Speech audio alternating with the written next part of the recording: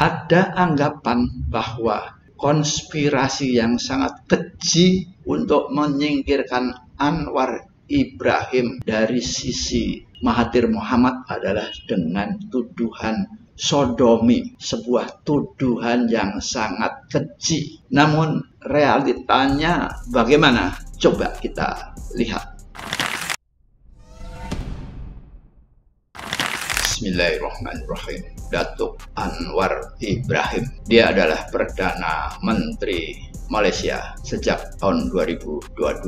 Sebagai seorang politisi, Anwar Ibrahim malang melintang menjalani karir politiknya di Malaysia. Dia dilahirkan di wilayah Penang pada tahun 1947. Jadi saat sekarang dia berusia 77 tahun. Datuk Anwar Ibrahim bergelut dengan dunia perpolitikan sangat keras dan bahkan mengalami masa-masa pilu di penjara. Dia awalnya karirnya gemilang setelah menduduki sekretaris di UMNO beberapa lama, kemudian diangkat sebagai Menteri Keuangan di bawah Perdana Menteri Mahathir Mohamad, dan berikutnya juga diangkat sebagai Wakil Perdana Menteri, suatu jabatan yang prestisius, dan sebagai Wakil Perdana Menteri dia pun digadang-gadang untuk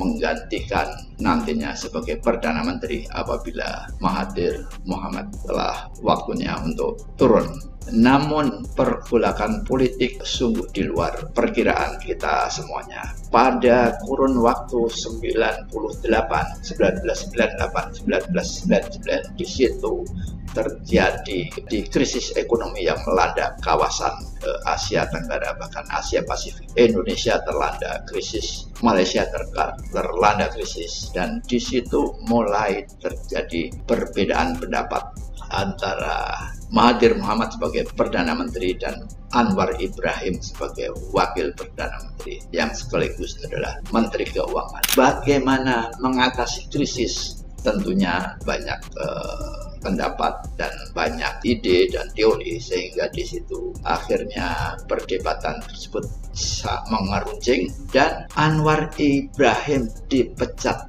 dari UMNO oleh Mahathir Mohamad. Dan pemecatannya tidak hanya sekedar pemecatan, kemudian dia dipenjara dengan tuduhan yang sangat keji. Ya, tuduhan sodomi adalah tuduhan yang sangat keji, dan tuduhan korupsi.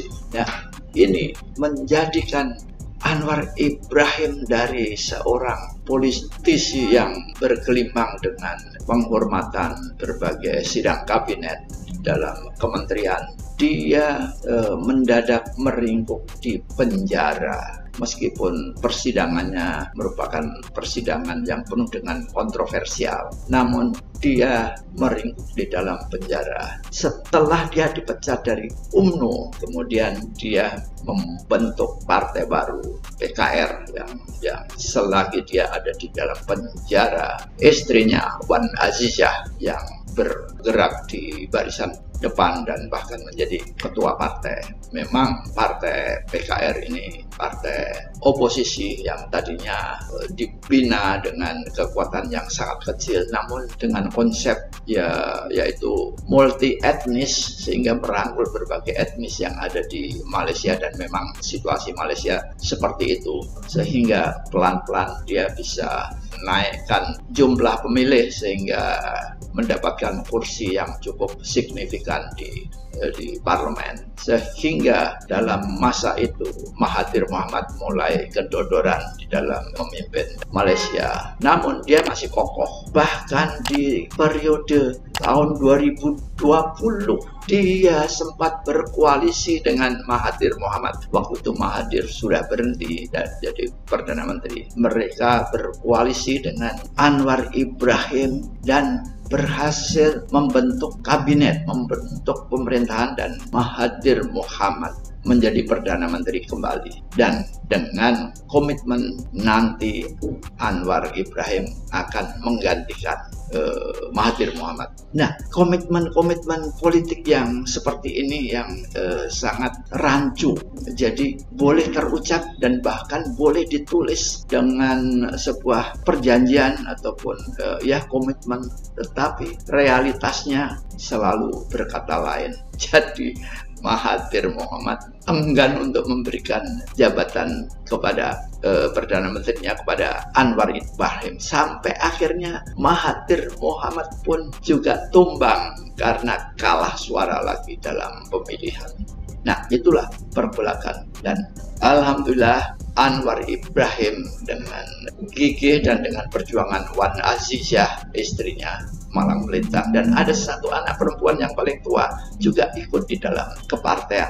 Jadi ini partai PKR ini menjadi kuat dan sekarang memimpin Malaysia, sehingga apa yang bisa kita amati sebagai negara tetangga, gerak dan kiprah Anwar Ibrahim betul-betul mencerminkan dia sebagai Muslim yang taat. Berbagai pergerakan dan aktivitas-aktivitas Muslim lebih menonjol dibanding sewaktu Mahathir Mohamad memimpin Malaysia. Meskipun di dalam undang-undang di Malaysia bahwa Muslim mendapat privilege istimewa di Malaysia, namun dalam kenyataannya semasa Mahathir Mohamad agama Islam kurang begitu berjaya. Nah, sekarang di dalam masa pemerintahan Anwar Ibrahim betul-betul dia melakukan berbagai macam reformasi dan perbaikan fasilitas untuk Muslim.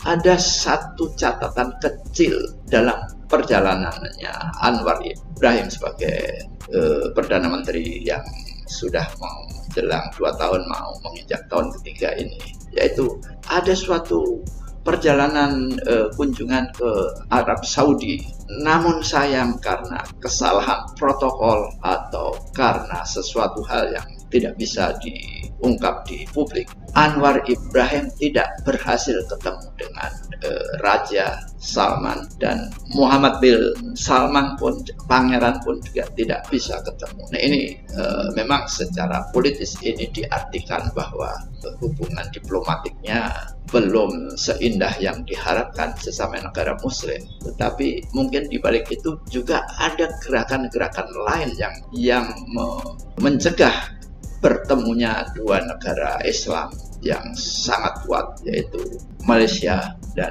Arab Saudi. Harap dicatat bahwa pemimpin Indonesia di mata Arab Saudi kurang begitu Islam, sehingga pembelaannya kepada agama Islam tidak terlalu kentara. Sementara Anwar Ibrahim sangat vokal mengenai pembelaannya terhadap Islam, dan seharusnya akan terjadi komunikasi yang harmonis. Namun mungkin ada upaya-upaya dari pihak negara lain atau dari internal Malaysia yang mencegah bisa bertemunya Anwar Ibrahim dengan Raja Salman dan Muhammad bin Salman. Sangat disayangkan. Itu adalah catatan kecil yang mungkin sangat mengganggu di masa pemerintahnya Anwar Ibrahim. Kita harapkan bahwa sebagai negara tetangga, mudah-mudahan kondisi perpolitikan di Malaysia smooth dan Anwar Ibrahim bisa memimpin Malaysia di masa-masa mendatang, memberi manfaat yang besar dan sebesar-besarnya bagi bangsa dan negara dan agama Malaysia tentunya. Demikianlah perjalanan Anwar Ibrahim